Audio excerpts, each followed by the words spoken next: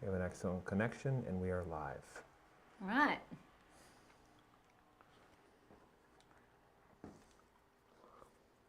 Go for it. Okay. Hi, everyone. Welcome. Welcome to the studio. Glad to see you. We are back to Pastel today, so that's kind of exciting. I know some of you are anxious to just see Pastel, and that's fine. Let's see what's going on here. So I just got done this morning doing a lesson for my monthly pastel painting lessons online. So if you haven't been to my website, paintinglessonswithmarla.com, and you don't know what I'm talking about, go over there and check it out. I have a monthly membership subscription for Pastel, and they get special private lessons, a long extended, what I'm calling super stream lesson every month. And we just got done doing part 2 of that. Yesterday we had a little interruption with the stream. Sometimes we're at the mercy of our internet connection here. So we got to do a little cliffhanger yesterday. And this is the piece that I painted for folks yesterday and finished up this morning. So I think it turned out pretty fun. It's bright and colorful. It's Napa Valley. So the other thing I wanted to do before I start painting today is I know a lot of the people that are watching are the monthly members, and we kind of cut things short. I kind of forgot to open things up to questions. So I'm going to go ahead and open it up to questions right now and put a mat on this guy so you can see it, and then we'll take a few questions if anybody's got any, and then we'll get painting on the piece that I was going to work on today. So, oh boy, these are dirty, but maybe it'll give you a little sense of what it's like. I think it turned out really pretty. It's kind of sparkly, and I like that. It's already sold, so that's cool. So yeah, I like the color in the foreground, and it's just got a good quality light. It's got a good kind of feeling. So. And yeah. Just to clarify, today you'll be starting a new painting. Yes, I'm going to be starting a new painting today. Yep. Actually, it's in some sense it's kind of similar. It's a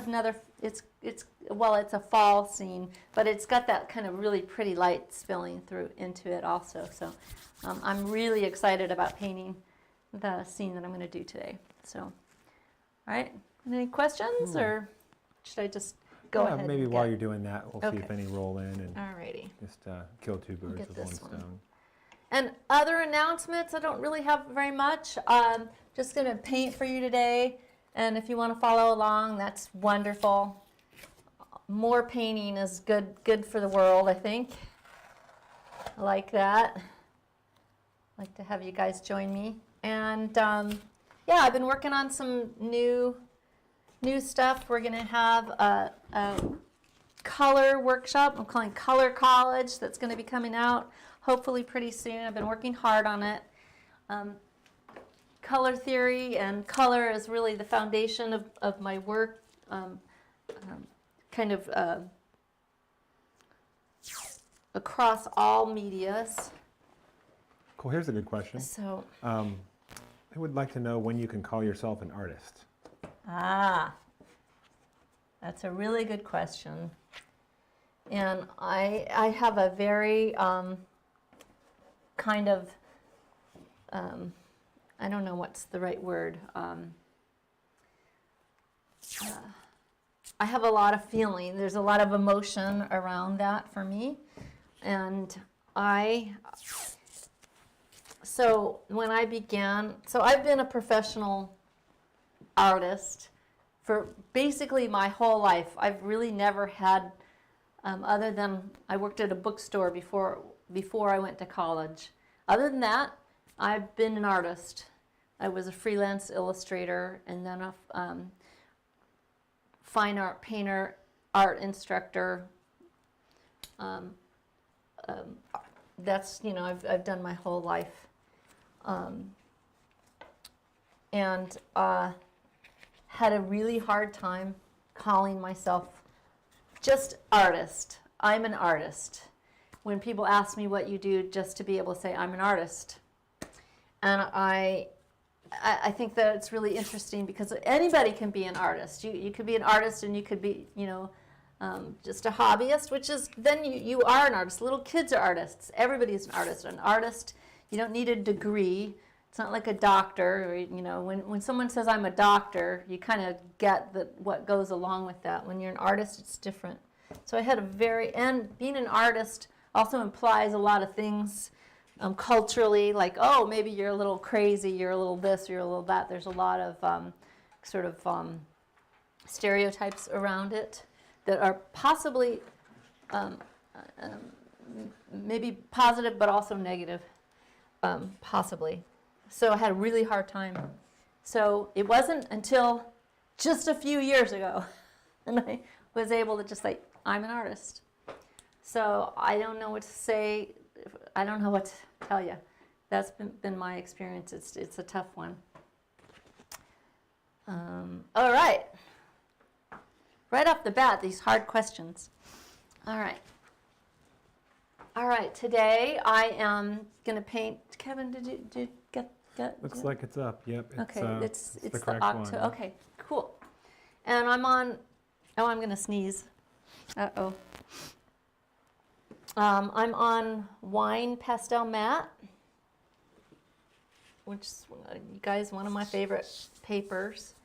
And I think I'm going to keep this more square, maybe a little extended square like that.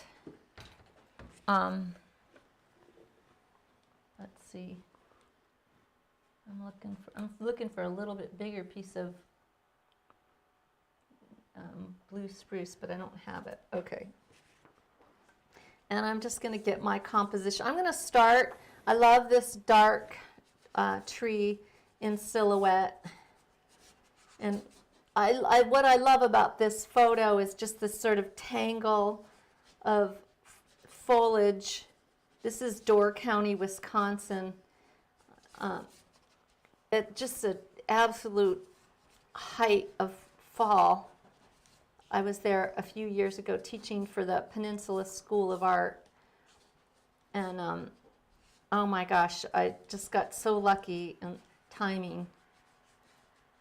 Sometimes you go to a place and all you get is rain, rain, rain, and or it's not that interesting. And other times you just get absolutely lucky.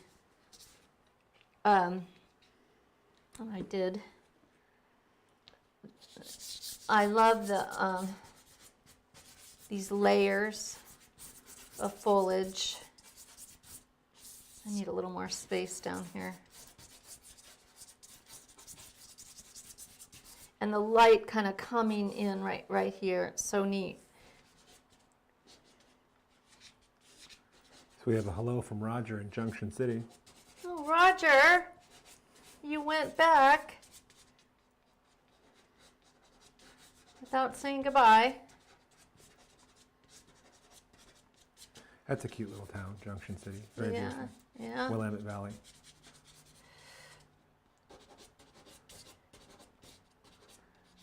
Roger's our photographer extraordinary. He takes all the really cool shots of materials and of me in the studio and makes me look 10 years younger. All that.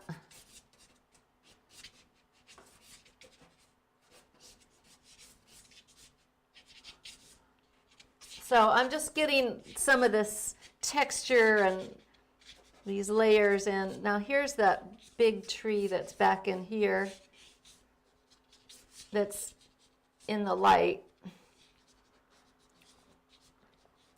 Sherry, if you're watching, the branches, so this is sort of my first pass of these branches, right? Just kind of getting them kind of in, and then as I get that foliage layered over the top, I'll come back and sort of restate them.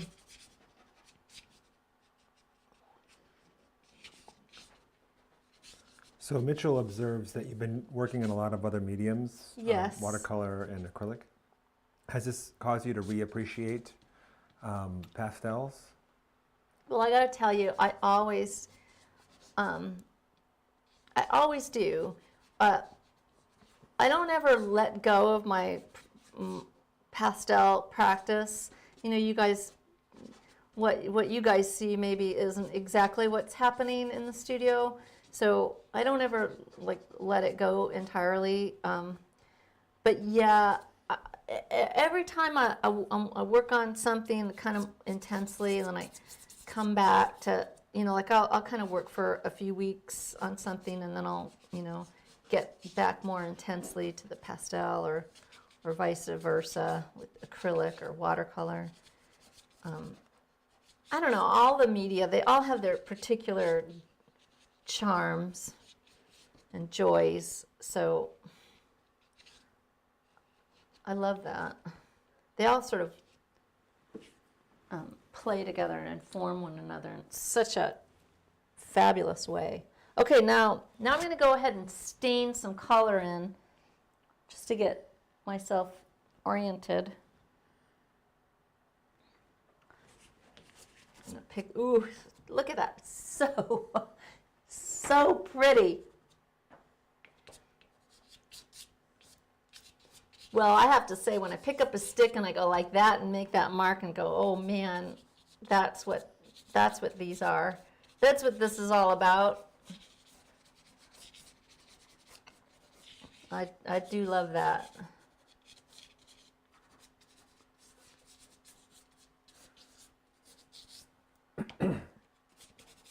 So Karen asks, do you ever do an underpainting before you lay in your drawing? Yeah, I do underpaintings.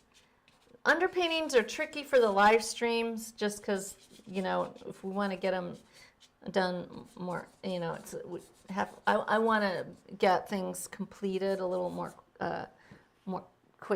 quickly, I guess. And an underpainting just is another step. And of course, you're drawing in with your blue spruce. Yeah. Yes, I am. And so here's the more shadow side of this big guy. So I'm trying to keep these, even though they're these lacy bits, I want to keep the value mouses, at least to start, kind of together. I don't want to break it up too much, so I'm trying to keep it thin and loose and sort of soft, but I also want to be cognizant that there's a shadow side and a light side. And by keeping this nice and thin, I know I'm going to be able to knit back into it.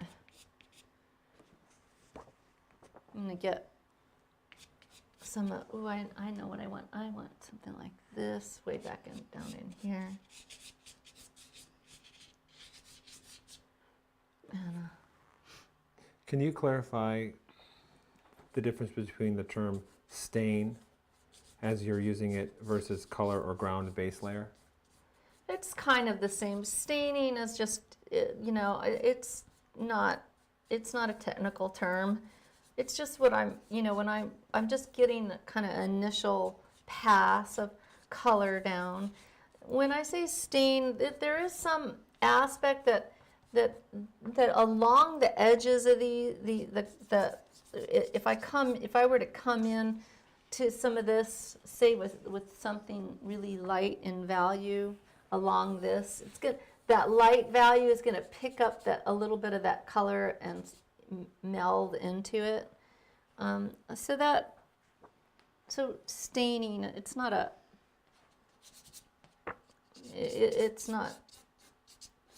I wouldn't say it's a technical, it's just what I think about it, how I think about it.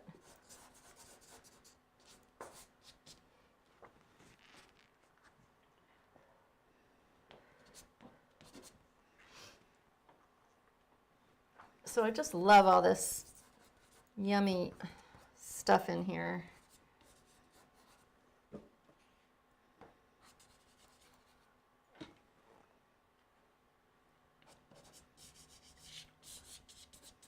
see that light hitting here, teeny bit of light here, there's a little bit of light here, there's a little bit of light on the tops of these, right there.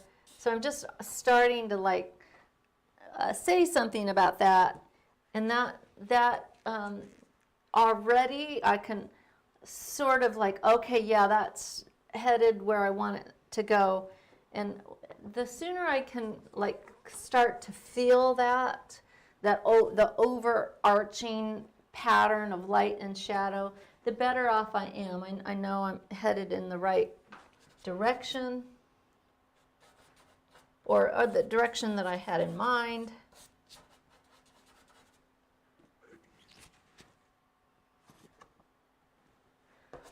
Sometimes when you're painting, the painting tells you something different than you thought, and that's okay.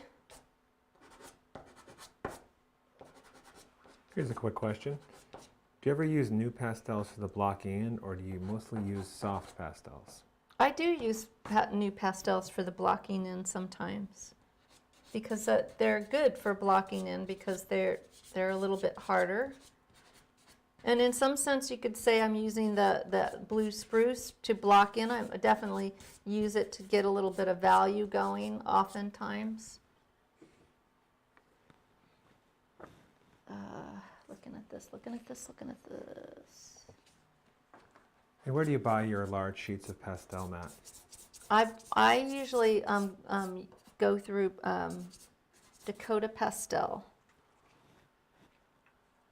They're in Washington State, which is close by to me. Obviously, I'm in Oregon, and so it comes really quickly, and I have a relationship with them. I usually teach for them every couple years, and so I don't get any kind of deal or anything like that, but I know them, and so I like to work with people that I'm familiar with.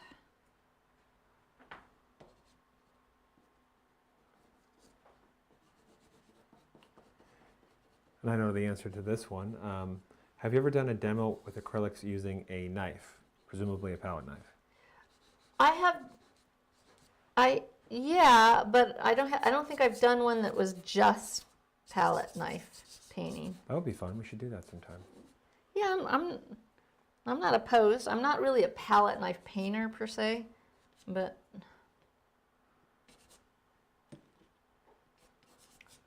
okay, so that's kind of neat what I've got going there. Now I need to like start thinking about the sky, and then it'll start making a little more sense. So I love the sky in the reference photo. It's so neat. So it looks like there's down here. There's I think that's cloud, kind of brighter gray cloud, and then the white clouds, and then blue sky, and then some more cloud. So it's kind of layered. It's really interesting sky. I've got a lot of work to do to knit that sky in and amongst the foliage masses. That's going to be a fun challenge. So I think I'm going to start with something on pretty light down here for here, and I'm just gonna get it in there really light, like so, and just get the overarching shape kind of figured out. I'm not going to be all worried about it.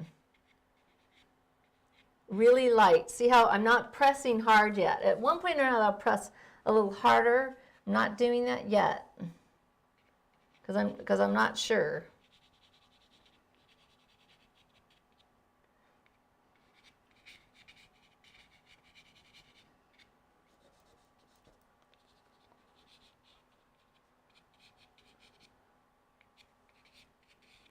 Okay, now I want to go, and now I want to get the clouds, and they're lighter, almost white. That's pretty white. Maybe I don't want to use white white. Maybe this is a little warmer white, so I'm going to use that.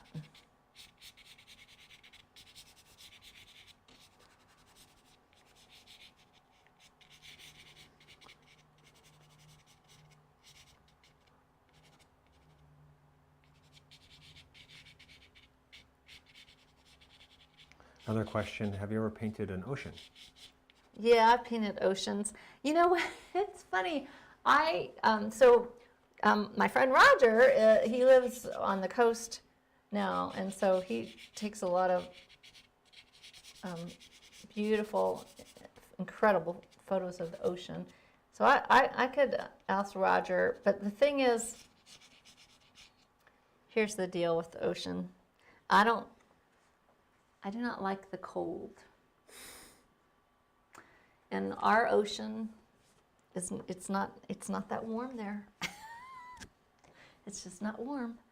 And so on the whole, I really want to use my own reference photo. Even from Roger's photos, I'm like not that into using somebody else's photos to paint from. So I don't know. So, but I have painted it. Actually, I came across an artist the other day who I guess 1800s, wasn't he? I can't remember. I think he died in like 1919 or something like that. Yeah. I'm not sure how old he was when he died. Such amazing. Do we remember his name? Something Wah. Oh yeah. I'll look him up. He did. Remember he did those camouflage for the Navy, right? Yeah, yeah. That was cool. We'll have to look him up and find it. It's pretty astounding stuff.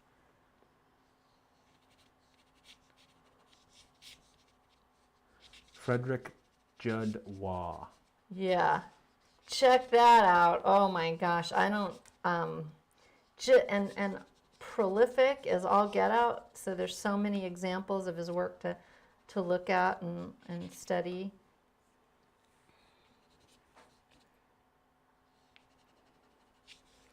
You know, I love Edgar Payne's seascapes, but I don't know this guy. I don't know. I just have to say that I was very, very impressed. So here's a couple questions. Let me try to rapid fire these ones because they could be cans of worms. All right. Can you talk about why you choose the colors you do? That's a can of worms question. Maybe this person should. It's a really good question. Yeah, they should become a member of Pastel Painting. Right, you should become a member of the monthly Pastel Paint Lessons. Spend a couple years. Yeah. So, and we're just wrapping up a color workshop that we really expressly go into color choices, pushing color, inventing color, color theory. It's really in depth because I feel like it's color is really the so much of the core of my work and what I'm drawn to, and I know it's the case for so many people. Like why color? It's like, oh God, it's so amazing. The subtle colors, the nuanced colors, the bright colors. Just wow. So there's that. That's coming. Then let me just talk about it a little bit. So people ask me all the time, do you really see that color? And the answer is yes. And that is, I may not see it as intensely as it exists as I see it, but I'm willing to push it, exaggerate it. If color seems biased towards, like right back here, this little section right there in that sort of middle distance, to me, it's kind of a gray, but it's a gray that's leaning towards purple. And I know from my knowledge about aerial perspective that I want the distance, if I want the distance to recede, I want it to be cooler. So I will exaggerate that purple. It'll sit it back there. It's also very pretty against this yellow gold. So I'm taking my sensitivity and intuition for what the painting needs and is thirsty for, you might say, and my, you know, all of that. So the intuition and the knowledge, this sort of color theory, science, all that good stuff, and putting it all together so that it's all playing together. So that it's the foundation of it is a strong knowledge and then interpretation of color. Here's a quick question, pretty straightforward. When you sell your pastel paintings, do you trim off the color test area before delivering? It depends on like what the, it depends. I usually, you know, I have last few years spent selling the smaller pieces unframed. A lot of times it's to another pastelist. Sometimes it's not, you know, it depends. If it's a pastelist and they want it, you know, I just ask, do you want that? And I'll leave it if they want it. If not, I don't think it's, you know, it's not adding to the painting necessarily, so. Another question, I like this one quite a bit. Do you paint the same reference photo multiple times? If so, do the paintings look similar or do they take on a different look or feel? Yeah, I do, and of course I'm the 100 variations lady, so I'm all about that. That's how you get that color confidence and competence and depth, deep knowledge, deep foundation of color theory, not only color theory but your own, you know, how you feel about and express color by over and over and over and over again. And so no, they don't look the same. And that's good, right? I don't necessarily want them to look the same.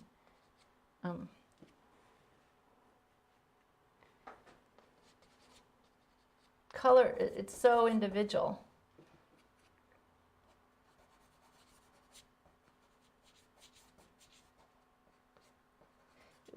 Between color and mark making, it's what makes our, you know, when you look at someone's work, a lot of it is that the person's way of interpreting and looking at color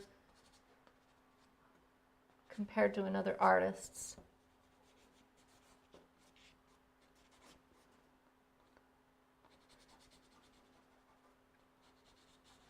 So we want to like gain that individual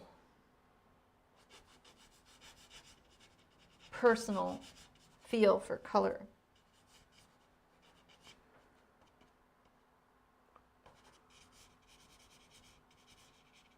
And that's across all media, which is, you know,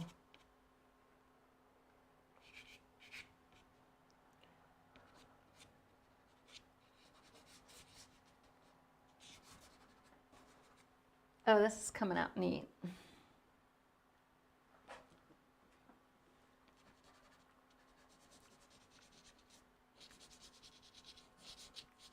I knew it would. It's a really cool photo. Okay. All right. Let me finish that corner so that I can move on. So I'm mixing a couple different blues up here in the sky.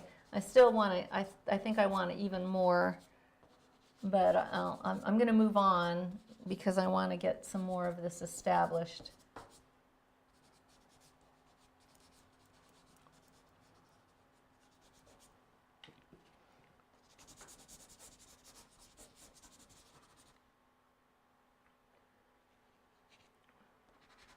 I like these little clouds that are poking around, the little puffy bits. I really like the way the sky looks, so I want to get that kind of character. It's really fun. And see, I'm thin enough so that I can knit little bits still in here. I can get some branches over the top. I can get leaves over the top. I'm in pretty good shape here. Let me get this little section over here.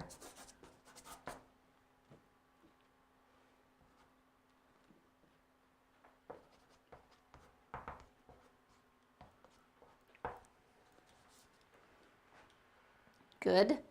Now. Can we take a quick break and can you check your batteries and your mic? Yeah. Yeah. Looking I'm good? good. Great. Yep, okay. Oh, we got plenty of time. I'm doing good. Good. All right. Now, I have in mind to get some of that light now. I've kind of got it. I've got a good setup. Notice, other than these lights in the sky, everything in here is kind of middle, middle, middle. And I like to be there because then, and I'm thin. So now I can go, okay, where do I want that pop of color? And where that light, it's spilling in right here. Got this little yellow kind of spot right in here. Little bits.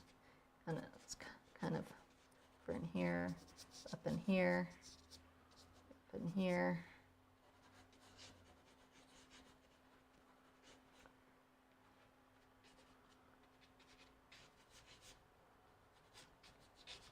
The thing with color is, I think that it's really easy to get sort of this, like, get in a rut with our paintings and get like, oh, I always use the same colors and I always make mud, or I always, you know, and it's really, really easy for artists to do that. And one of the things about color for pastelists is having all your pastels out and organized and be able to see them.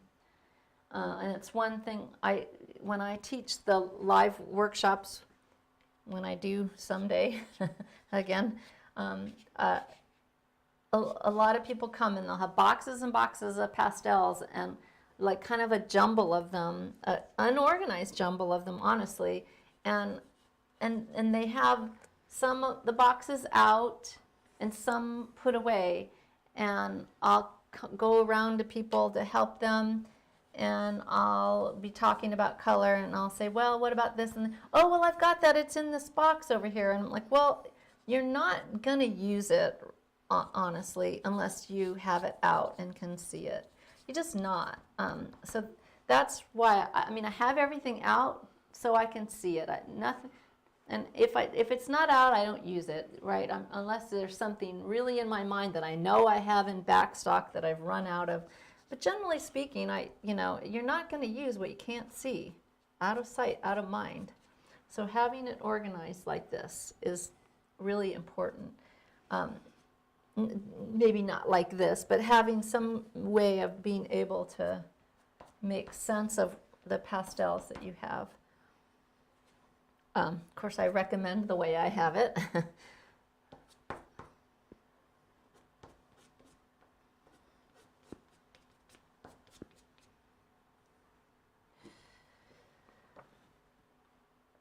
And the other thing about color for pastelists that I think is a little bit of a thing is that pastelists don't have to mix. And so we learn to do this picking thing. And sometimes I think that that's a little bit of a liability for pastelists. Not having that foundational skill of mixing is sometimes a liability. Because I think that there's a lot to be gained from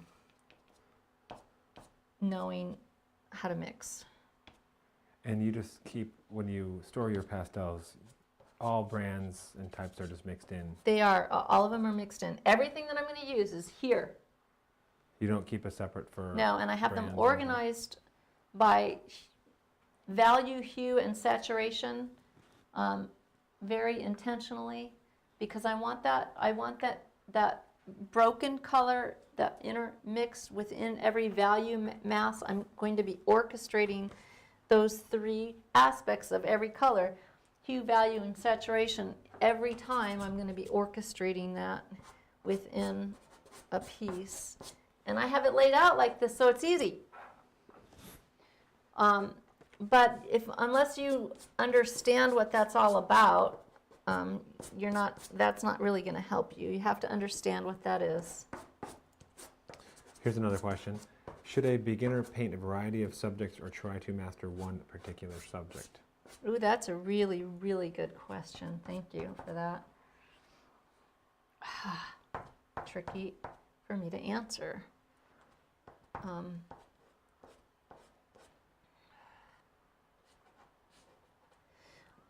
I think becoming very familiar with your subject is, in that repetition that there was the other question about, is really huge, right?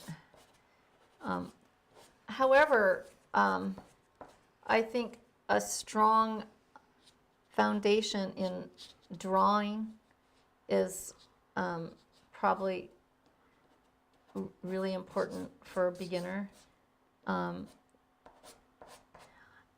I had a student, a customer, I'm going to say, because I don't think she didn't really end up being a student, really, a customer that was doing, she bought one of the workshops, and she didn't like it because we drew and sketched simple everyday things, and she was not interested in that. But to me, it's not the thing that we're painting, it's how you interpret it and how you feel about it, and what to me, everything in the visual field is it's worthy. All you have to do is look at art history to like feel that and see that so clearly. It's not the what, it's the how.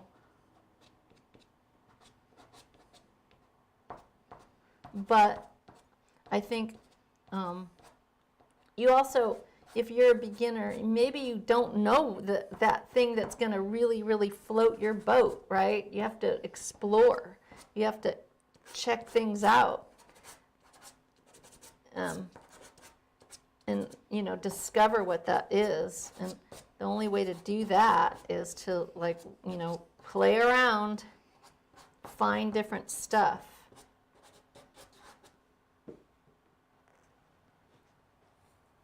I'm still doing that. I really am. I love to paint different things. I do animals, and I'm working on some head drawings and paintings, and the landscape sort of, been my kind of go-to, but it's not my everything. Here's another quick question. Why didn't you paint the sky first? So it's a question. I'm going to ask the questioner something back. Why would I paint the sky first? Why do you think I should have, or might have? Because it's furthest away?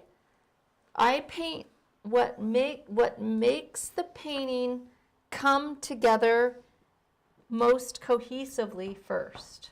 And for me, I want to knit the sky around these foliage masses. In other words, I would not come across and do this whole sky, one solid, and then try to get this foliage over the top, because then I'm going to be painting product over product, like wet into wet in an oil painting.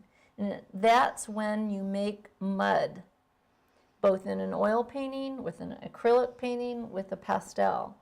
So I want this area that I know the foliage is going to go there. I don't want sky behind there. I want it to still have that, that soft, ethereal feeling. See, now I can go in and get these nice, soft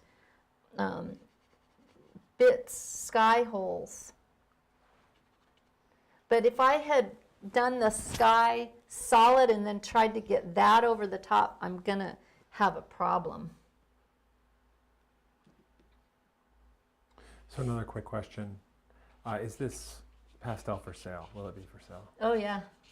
On Daily Paintworks? Yeah, I will post this on Daily Paintworks at the end of the, probably within a couple hours of, yeah. Most definitely. We have to keep the train going. So, yeah, stuff's for sale.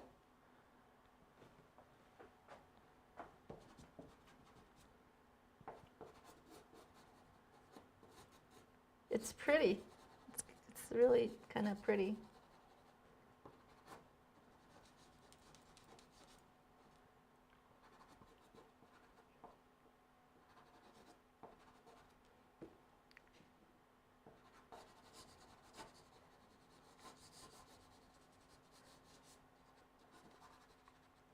Ooh, I love this down here. I love those colors. Now that's pretty neat. So see, I've got this sort of rose madder in the grasses here, and then it goes to this purple, and it feels like it's just a little bit falling into shadow. And then there's this purple over here that's kind of echoing that, so that's really, really nice. Soften this, and now I'm also got a little tiny bit of a gradation, right? And that's nice. Really nice.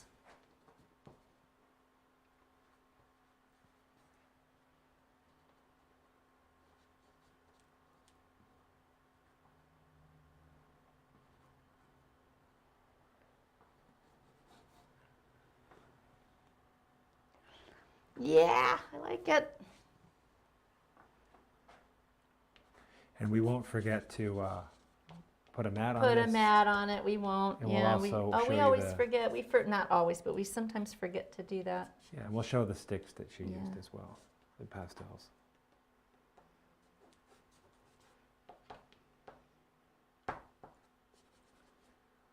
So now, see, this is the little bits of light spilling in right down in here, coming across.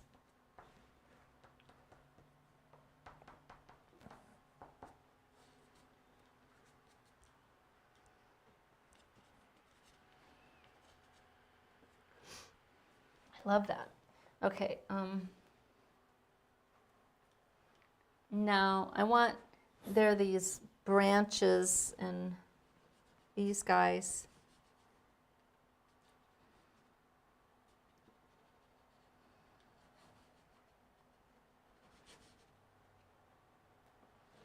This tangle back in here. I'm going to have to play with this a little bit more, but I just want to get a few of these sort of going, because I like how these look.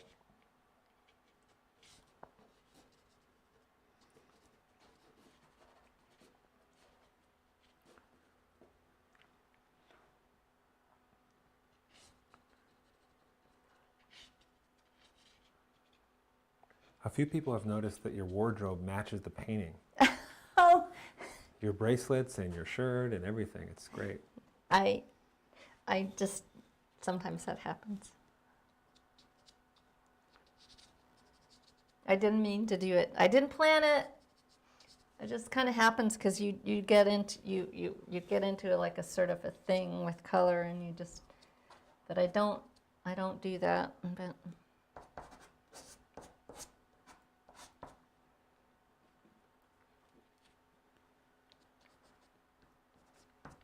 And your handle on Daily Paintworks is just your name, Marla Baggetta. Yeah, it's Marla Baggetta. So Baggetta. Don't, yeah, I'm not, I'm gonna put it up there, but I don't, yeah. Sometimes people get anxious about it, but I'll try to do it within the next couple hours. I want to go for a walk after this because I've been working all morning. Need some fresh air. So now I'm going to hit this light a little bit more aggressively in here. And while I'm doing that, I can pick out some branches with the negative shapes.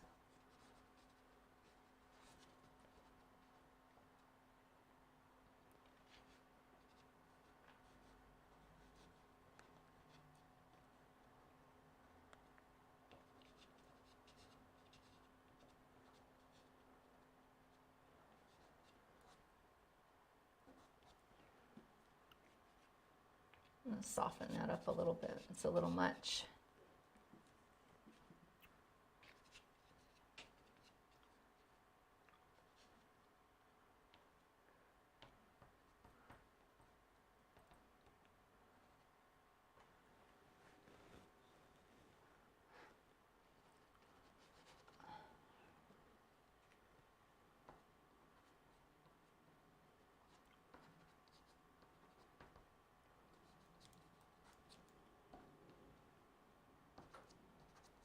So now I really get that light just coming right across.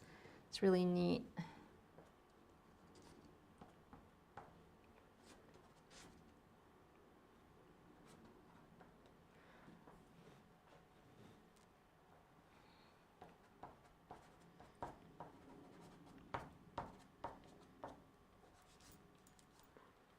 That's, I want to just restate that a little bit.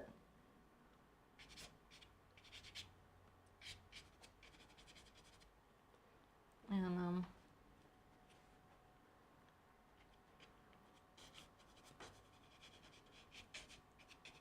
there's so many fun things about this.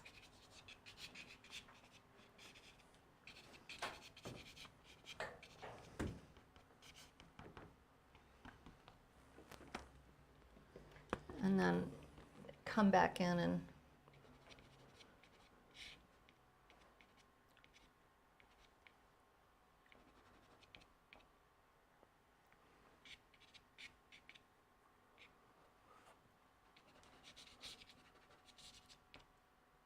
the only way to get this kind of soft feel to me is to get to knit the sky around the foliage. Otherwise, you just wind up with a sort of kind of a mess. So just to clarify, if someone had a large amount of pastels, you do not make house calls to help them set up the box. Oh, it depends on how much you pay. But setting up a box could be a good way, I mean, obviously a good way to learn about your pastels. Setting up the box, okay, so setting up the box, here's my advice on setting up the box. First of all, plan for 2 days, depending on how many pastels you have. Because number one, you want to clean them all. That's the first thing. You want them all to be clean because you can't see them very well unless they're clean. So they need to be cleaned, and that's a big task depending on how many you have. So clean them, all of them, and then get rid of all the duplicates. So you have to sit there with like some paper and make swatches, right? So get rid of all the duplicates. And then depending on where you intend to have them wind up, get rid of all almost imperceptible duplicates. So ones that are like so close that you would never really make a distinction while you were painting, you know, like the ones that like, I'm not, you know, I'm not really gonna know the difference. Because, you know, for me, I have those. Then yeah, you know, then start laying them out by, you know, what's the source color, what color family, and then value and saturation. Saturation, they kind of fall in the middle of the real prismatic ones, so that's usually kind of comes a little naturally, but like the neutral ones, like some of these could live over here, like this could live there. See, that color pops out a little bit. It's a little blue, maybe this one does need to live over there. So some of them could, they're more than one spot that they could be, depending. It's Cool. it's a big task, but I got to tell you, if there's one thing you can do as a painter to, you know, help yourself out and improve real, you know, significantly fast, that's it. That's as a pastelist. So here's another quick one. Are you a member of the Pastel Society of America? Yes, I am. Great. And Yes, I am. if we take our own reference photos, could you just talk a little bit about that? When you take your own reference photos for your paintings, Yeah. can you just talk about that a Yeah. little? So And Pastel Society requires that you take your own photos. True? I don't know, but you have to be. I don't know about that. Well, it depends on. Or that it's what- original work. You can't copy other people's stuff. Depending if your intent with your paintings is to apply to the Pastel Society and to submit work for shows, yeah, it's got to be your own stuff. Or you have to have express permission to use the photos from whatever source. And you know, these days you just got to be careful because there's so much available that you know can use, right? And so yeah, you want to be careful. And if you're not good at taking reference photos, if you have a friend who takes Yeah, photography, you yeah. know, photographer, that kind of thing, Yeah. you can ask them. I think, and I know that there's some people that can't get out, you know, are not able to take their own photos, so it becomes an issue, right? So yeah, it's tricky. You know, I've been fortunate. I've taught workshops all over the country and some, you know, really amazing, beautiful spots in the country. So I have a resource. I could never run out of photos. I'll never be able to paint all the things that I would like to paint because I just have so much. Sometimes I get overwhelmed by, oh, I want to paint that and I can't, you know, I just don't have time to do everything. So that's my problem, which is, you know, obviously probably a lucky problem to have. But yeah, these days you do have to be careful about reference. And you know, I would be my advice on that is to be just really, really careful about it. We are when we make the lessons, you know, to make sure, you know, when I provide reference material for people on the lessons on the website, that it's something that I used. I've made a couple mistakes there, and it's not fun. So.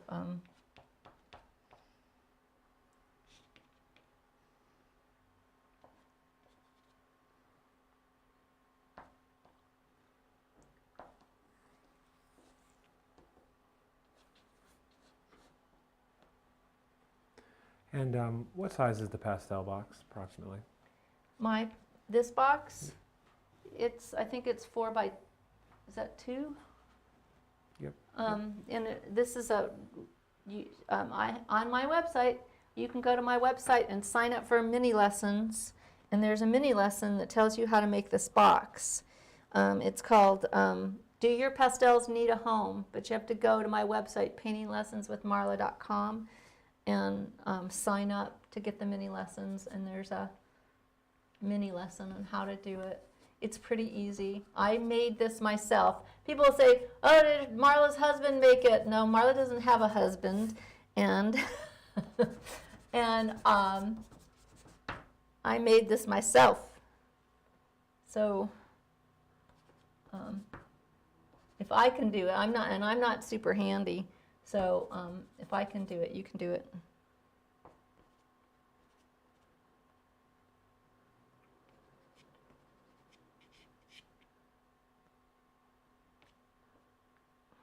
Okay, let's do some of this fun stuff now here.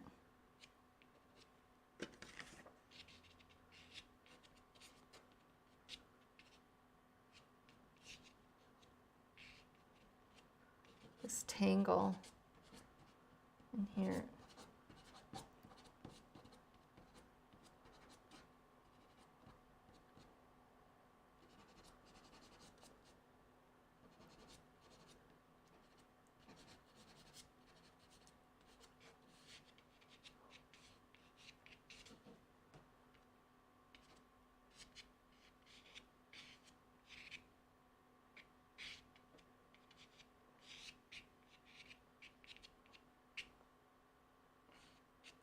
So I want to, keep it kind of natural. I'm trying to use a little broken line, a little jittery line.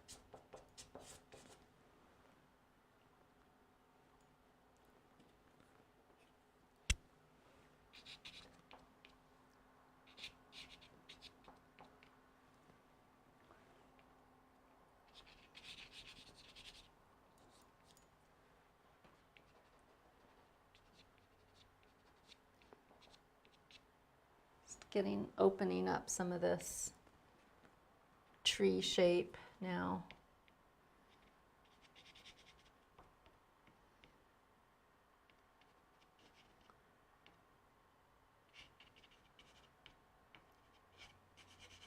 Same thing over here.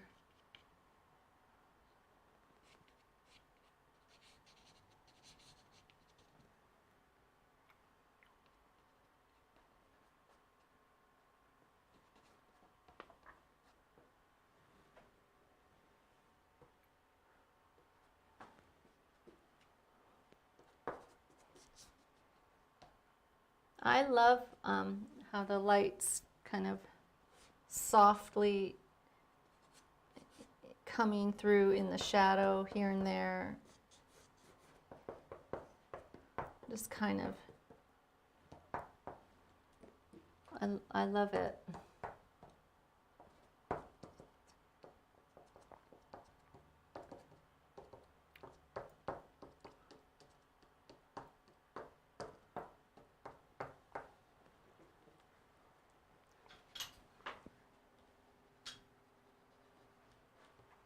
Poking back in here.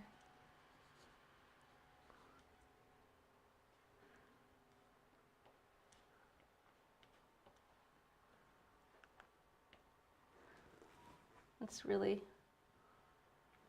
really fun to paint. Cool, so we've been on there for about an hour. Okay. I'm going to just finish it up. Yeah, it really came together really nice.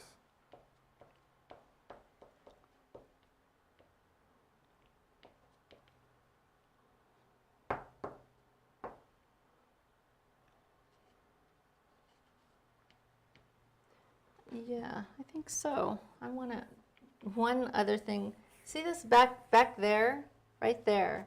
There's another opportunity to like say that there's a little bit more light in the background.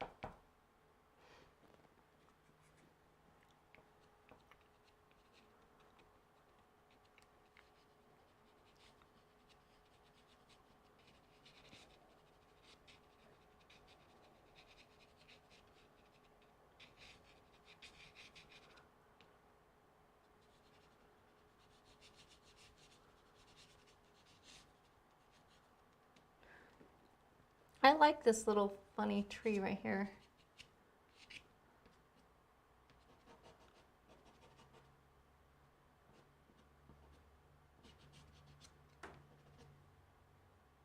There's some interesting shapes.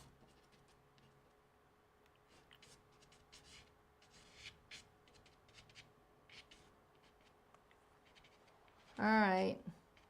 I could kind of probably pick on this for a long time, but I don't want to overdo it. Oh, there's one little spot there that's kind of popping out. Don't need that.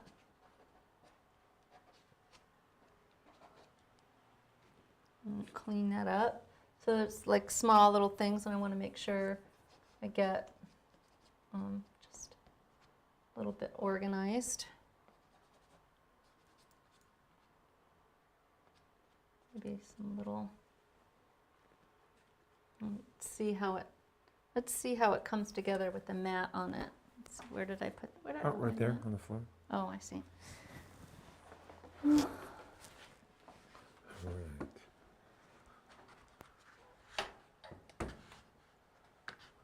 I'm thinking something like that. Yeah, that looks great. Yeah. Do you want to do a little review of the sticks that you used?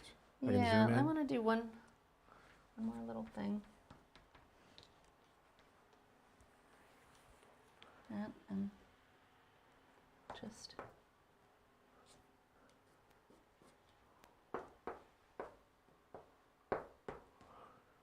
Okay. Yeah, let's see. Let's see You how wanna this look is- at the yeah, sticks? Zoom in, see if I can Let's get. see. I don't know, it's not very organized over here. Can we pivot that a little bit? Or maybe I can No, I don't like to do that. I'll lose some. you know, splatter all over the floor. Yeah, I don't want to end up with half of these on the floor. So darks, these, I'd used kind of a lot of these kind of purplies. And then I love this chestnut color. It's so pretty. That is definitely, that's Here, a unison. Want to just hold it right on the, yeah, there, just, Here? yeah, down there Here? is great, yeah. That's perfect. It's a unison. I don't know which one, guys. What Oh, else? let me get This rid of is the, let me this get rid is, of the, Blue Earth. So hang on one second, Marla, I just got to get rid of the reference photo here. okay. There we go, a little bit better. Okay. So this is Blue Earth. So I like Blue Earth. Terry Ludwig, some unison. What else have I got in here? Mostly unison, Terry Ludwig, Blue Earth. Might be a couple Mountain Vision in here. I like the Mountain Vision. I like his lights and whites and off-whites. They're just, I don't know, they're kind of yummy. His pastels have a little graininess to them, which I enjoy a lot. I prefer that. So Unisons have that too. They're just a tad grainy as compared to like a Sennelier. And Sennelier, if you're using the ones that are not the half sticks, I don't like the half sticks too much. I mean, they're great starters for people that are just starting to get a wider palette. So it's a good value. They're still expensive. It's all really expensive. But the half sticks are a good value if you're just starting out. But I don't buy sets anymore because of course I don't need to buy a set. But yeah, I'm hoping in the next little bit we can do some videos on some less expensive options to get going. And you don't need all of this to do pastels. I mean, obviously it's wonderful and it's nice, but you don't need that whole big deal. But yeah, so if you guys have some questions, just go ahead and chime in. But I think today's painting turned out really, really nice, and we'll be coming back with some other pastel lessons really, really soon. Yeah, I don't know what's going to be happening next week, but we'll probably be doing a pastel next week as well. So yeah. One quick question: when you were wiping that pastel off with that rag, was it just a kind of a semi-damp rag, or? Oh, I wasn't wiping the pastel off with the rag. I'm wiping my hand. Mostly wiping my pastels on the foam here. I don't really use a rag to wipe them. If anything, I'm going to use a tissue. They work better sort of than a paper towel even.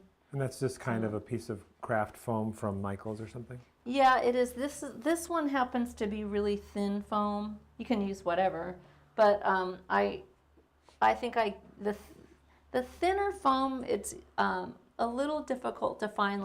I don't know that like a Joann's would have it. You have to go to a kind of a better fabric store, and they tend to have the different thicknesses. I like the thin, but I just have this like this so that I can switch from the pastel to my acrylic or oil painting easily. And I have this here because the pastels can fall right through, and I don't want to do that. And I'm standing on a marine pad that Roger gave me, and it's good because if the pastels drop, they still could break, but if they hit the cement, they're gonna break. So they have a little bit of a chance of not breaking when they hit the marine pad. So yeah, so that's it. So all right, you guys, I think that's it for today. I've been painting a while. I really appreciate you joining me in the studio though, and thanks for being a fan and a viewer, and make sure you subscribe to the channel because that really helps us out. To have the more subscribers, the more kind of little perks we get, so that's really good. And if you want to get notifications of the videos that we're doing, click the bell icon. And make sure you visit my website, paintinglessonswithmarla.com, because that's where all the action is. We have lessons in pastel, especially the monthly pastel painting lessons online, and lessons in acrylic, oil, and watercolor. So check it out. And I hope you have a lovely, lovely weekend, and I hope the sun is shining, or at least it's you can get out and go for a nice walk this weekend, and I will see you guys soon. All right, bye.